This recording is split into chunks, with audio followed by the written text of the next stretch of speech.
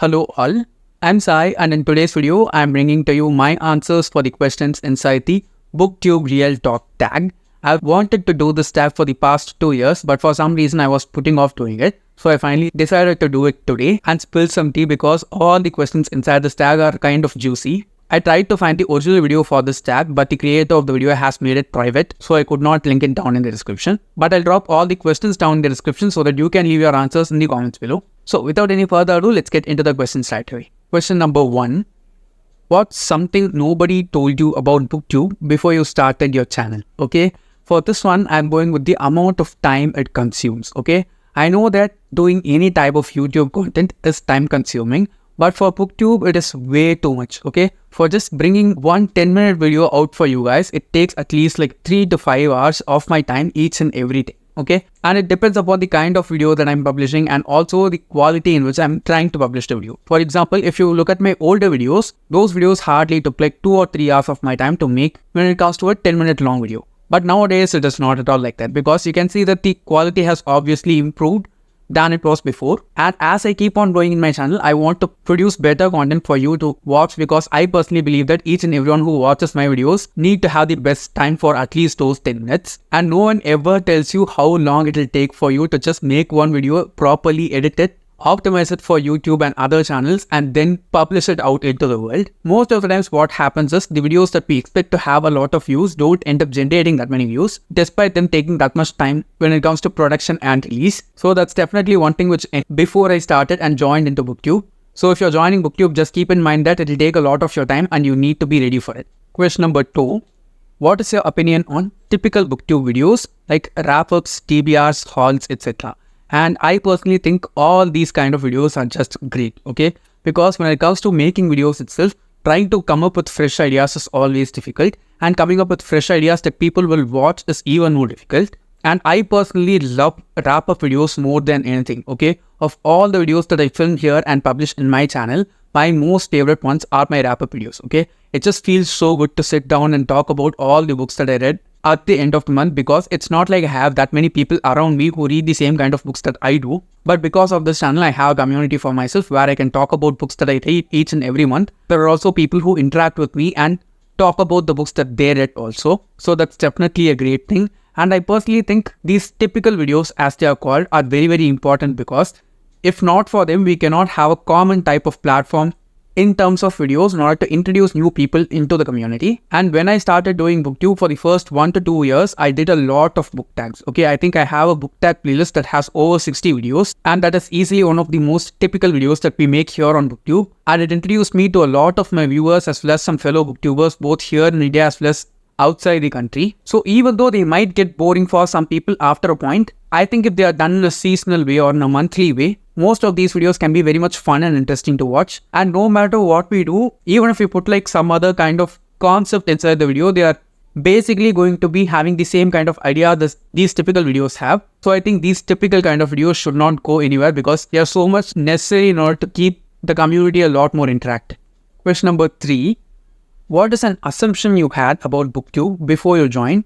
Was it proven to be correct or not? Okay, so one huge assumption that I had before I joined BookTube was that when I start talking about books which I don't like, or if I talk anything bad about books, there will be so many people who come and hate on me, and it has hardly happened in my channel. There will be like a maximum of a handful of comments in the past 4 years, and I cannot believe that it has happened, okay? I thought that since it's the internet, there are going to be much more negative people here compared to the positive people. But in BookTube, from my experience, I have not seen that many negative people here. Even if we talk about some books which they like, most people come forward and tell what they like about the book and how I can think about that book in order to see how good it is. A great example for this one is my review video for The Night Circus. Okay, I did not like that book at all, and I know that so many people on BookTube just love The Night Circus, and my most favorite booktuber, Sam from Thoughts on Tones, has always said that The Night Circus has been her most favorite book. But I ended up not liking that book at all, and I made a complete video in which I talked about why I did not like the book without trying to spread, any kind of hate for the book. Many people resonated with that video, and you can see a ton of comments down there saying that they also did not like the book and they liked the way in which I talked about it without bringing the book down in any way. There are also a couple of people who came and said that it's just a crappy video, and I do not have that much knowledge in order to just understand and enjoy the book. So that is something which I had as a misconception in my mind, thinking that many people on BookTube will be rude if I talk negative things about the books that I don't like. Question number 4, and this is definitely my most favorite of all the questions so far, and it is, what is something you've done that has actually helped you grow your audience? Okay, for this one, I'm going with 2 things. The first one has helped me a lot. Okay, over the past 3 years, I can say most of the views on my channel have come because of this reason, and it is talking about the ways in which I buy books at cheap prices. Okay, now since my BookTube channel is something that is based on India, I know that the books that I want to buy and read are expensive wherever I buy them, whether it's on a bookshop or on Amazon. It's going to be expensive at both places, and I've developed and learned a few strategies over the year in order to buy certain books which I want at the lowest selling prices, especially online. And I've shared a lot of such tips over the years on my channel through various different videos, and I've seen that each and every time I post a video like that, people end up reacting to those videos in such a positive way, and I've seen so many people getting benefited from them also. So it basically says, if you want to grow your audience, one thing which you can do is just think like a reader where you are inside the world, and what are all the kinds of resources that you have and all the challenges that you might face while trying to access those resources in terms of money, as well as how difficult it is just to access those books. And the second one which has helped me a lot is concentrating on certain series. Okay, it's not like the series needs to be huge in any way. If you just end up liking a particular series, I just say go forward and do one video for each and every book inside the series. You'll automatically be pushed towards people who are also fans of the series by YouTube, because the algorithm works like that, and because of that you'll be able to grow your channel in terms of the audience strength. This first happened to me when I started doing my Shadow of the Chronicles videos. I have nearly 20 to 30 videos in that playlist right now, and I have review and discussion videos for each and every one of the Shadow of the Chronicles books except Chain of Thorns in my channel. And I know that that community of mine is always active here no matter what happens. And another series which I did in the same way is Ponniyin Selvan. Since the first movie released for that series last year, I just wanted to read the books as a whole, and I wanted to summarize them here on BookTube, because I've seen a lot of summary videos for Ponniyin Selvan on YouTube, and I can easily say that from all the videos that I watched, mine has the best summary. I can just say this out loud without any kind of fear at all, because I've seen a lot of summary videos and none of them have been as detailed and proper as mine. It's not like I'm bragging, I'm just saying the fact. You can go forward and check my Ponniyin Selvan playlist if you want. I've said each and everything about the books in all the videos that I've talked about that series, and that helped me gain a ton of audience both across India and also in Tamil Nadu, because I made videos for that particular series in both English as well as Tamil, since I can speak both the languages. So you can try that one out too. Question number 5. What is a common mistake you see new booktubers making, or one that you made? Okay, first I'll talk about the one which I made, and it was watching book reviews for the books that I am going to review on my channel before I film my own videos. So what happens then is, I go forward and watch all the kinds of book reviews that I want to watch, and instead of giving my own pure opinions of the books in my review, I end up taking some strands from different people's reviews and start talking about them in my own videos. I was not doing this consciously when I started the channel, but after a few days, when I went back and watched those videos, I was able to see that it is not like my complete pure opinions of the book in that review video. It also has some other influences from other people. I did not know that I was doing it unconsciously while I did those videos back then, but watching them back now, I can see that some of my thoughts on those books have been influenced by the videos that I have watched before I filmed those review videos. So that was something which I did as a mistake, because even though all of us read the same book, we all read the same book in different ways, and the basic point of review videos is to just get a different opinion of different people talking about the same book.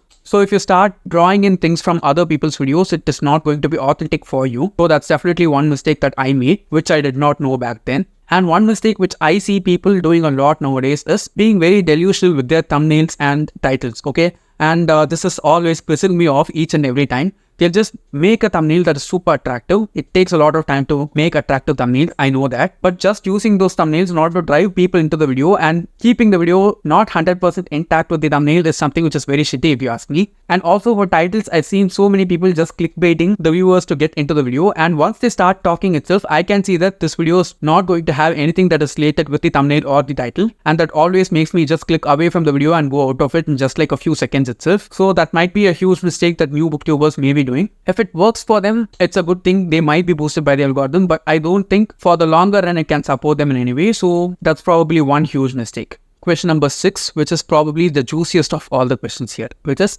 what are your thoughts on working with publishers and sponsorships? And I think anyone who does videos in any kind of platform, not just YouTube, has to make use of both the collaborations and sponsorships that they get, because it takes a ton of time to make each and every single video. And if you're going to get paid for it, even if people don't end up watching it, I'd say just go forward and take that money, because we can do a lot more things in just those 4 hours instead of making this 10-minute video, which might not end up, serving the amount of money that it costs for us in terms of time. Of course, money is not the basic focus in BookTube. And if you're going to BookTube just for the sake of money, it's not going to be sustaining in any way. Just trust me with it. Unless you have like a huge channel and a huge following, it's not going to happen at all. But otherwise, I think sponsorships as well as collaborations are really, really important in order to just keep us motivated, because we need something in return, right, for making videos like this one. It can be a moral support from the viewers who give them in terms of comments, or even Patreon for certain YouTubers. But I personally think paid promotions, collaborations, sponsorships, all of these are really important. And I don't think anyone who does not make videos has the right to talk anything bad about this, because only those who do it know the amount of work that goes into it. And for people who are also offering sponsorships, it's like a very easy platform to just push their products through, because it's going to cost a ton more money in order to hire people who are actors, do all the production and post-production work, and get the ad out there into the world. But if they push this through YouTubers and social media influencers, it's going to cost them much less, because they are just going to pay this particular amount of money for any kind of video, and with that it's just done. It's not like a ton of work, but if the video goes viral or if the content goes viral, the product is going to be advertised that many times across the world. So I personally think sponsorships, collaborations and paid promotions are so much important, just not to support the YouTubers who don't have that big an audience, and it is not a BookTube specific thing.